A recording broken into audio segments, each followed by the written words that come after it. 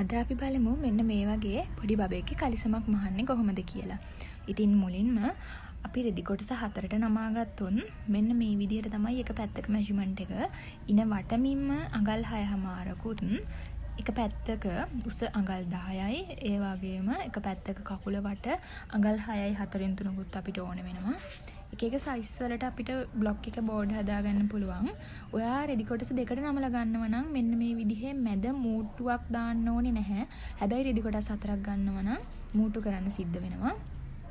මෙන්න මේ විදිහට රෙදි කොටස් දෙක එකට අල්ලලා දෙපැත්ත මහ ගන්න.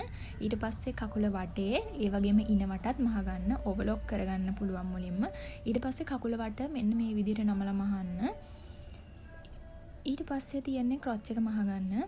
ක්‍රොච් එක මහ ගන්න එක අන්තිමට කරන්න පුළුවන්. ඉන ඉලාස්ටික් එක අල්ල ගන්න. අල්ලලා එක පොටක් නමලා ආයෙ පාරක් මහන්න ඕනේ. මෙන්න මේ විදිහට ඉලාස්ටික් එක හොඳට ඇදලා ඊට පස්සේ ඉලාස්ටික් එක මහලත් ඉවරයි අපි කකුලේ වාටිය මහලත් ඉවරයි.